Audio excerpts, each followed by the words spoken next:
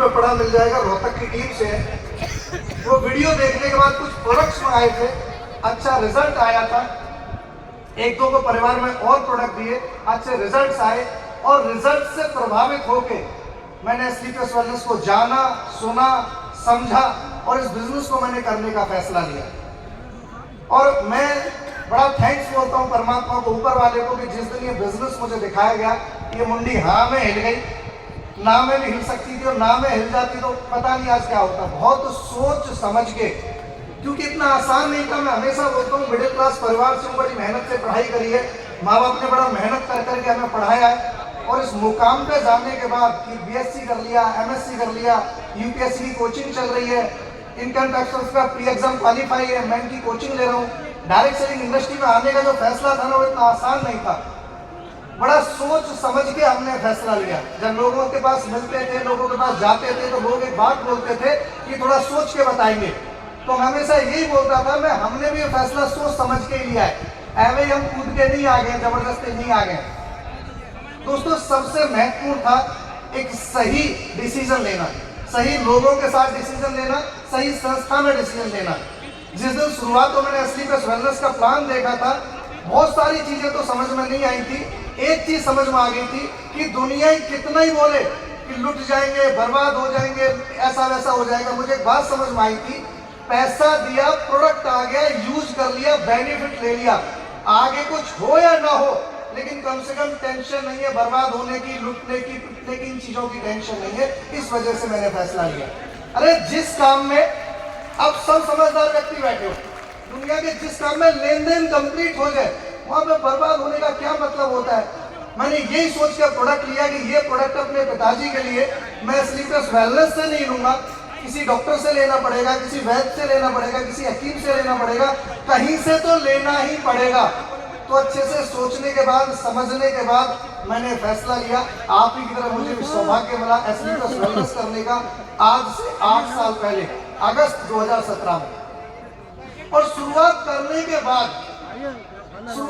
के बाद हर वो समस्या, हर वो परेशानी जो एक नए व्यक्ति को आती है या आ रही होगी, ईच एंड एवरीथिंग, हर समस्या, हर परेशानी जो आज आपको आ रही है, वो हमने भी झेली है।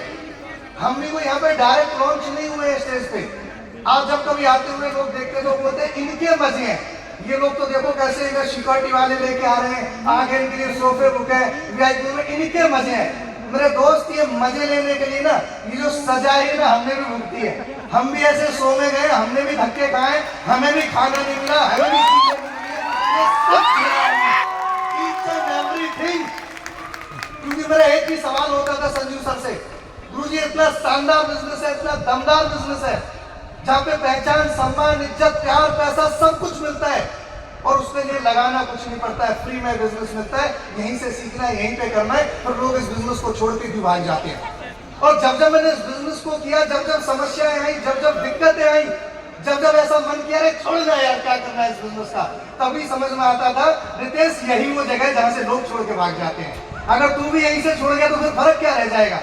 तो मेरे दोस्त चिंता मत करो, मैं आपको बताना चाहता हूँ, हम भी यहाँ पे ये सब कुछ जो आज हुआ है ना, थोड़ी समस्या होती है, भीड़ ज्यादा है, आने को जगह नहीं मिली, कोई बोल रहा है खाना नहीं मिला है, जाने कितने शो हमारे भी ऐसे गए जब बैठने को जगह नहीं मिली, खाने को खाना नहीं मिला, लेकिन हमें पता था कि हमें शो में खाना खाने नहीं आए। मेरे दोस्त हम तो तरक्की करने आए, और अगर तरक्की करना, सफल होना, कामयाब होना, करोड़पति बनना, जगवार बनने, सारी चीजें अगर इतना ही आसान हो जाती ना, तो दुनिया लेके घूमती, फिर सफलता का कोई मोल नहीं रह जाता।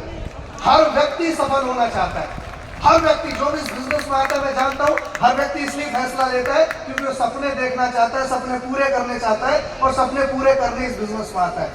लेकिन मेरे दोस्त मुझे एक बात समझ में आती थी, मैंने ट्रेनिंग में बोला भी है कि अगर 20, 25, 30, 40 हजार कमाने के लिए जिंदगी में इतनी मेहनत करनी पड़ती है, इतना स्ट्रगल करना पड़ता है, इतने धक्के खाने पड़ते हैं, तो हम लाखों कमाने निकले हैं, समस्याएं क्यों नहीं आएंगी, दिक्कतें क्यों नहीं आएंगी, सेक्रीफाइस क्यों ना करना पड़ेगा। हम तैयार थे हर चीज के लिए, खाना न मिले हम तैयार थे, कुर्सी न मिले हम तैयार थे, ईच एंड एवरीथिंग, हर चीज के लिए हम तैयार थे, हर चीज के लिए तैयार थे, और उन सब चीजों को झेला है। इस 15,000 की भीड़ में कोई सिंगल व्यक्ति ऐसा काम नहीं लेके आ सकता कि सर नहीं मेरे साथ ये स्पेशल दिक्कत आई है। मेरे दोस्त, जो दिक्कतें आप झेल रहे हो ना, और मैंने नहीं, हर कामयाब व्यक्ति ने झेला है, हर सेलिब्रिटी ने झेला है। दोस्तों, सफल हर व्यक्ति होना चाहता है, लेकिन जब एक साधारण व्यक्ति एक सफल होने के लिए निकलता है ना, तो दिक्कतें आती है, मुश्किलों का सामना करना पड़ता है, सैक्रिफाइस करना पड़ता है। दो ही रास्ते चुनने पड़ते हैं, या तो संघर्ष करो या सरेंडर कर दो। दो ही ऑप्शन है हमारे सामने।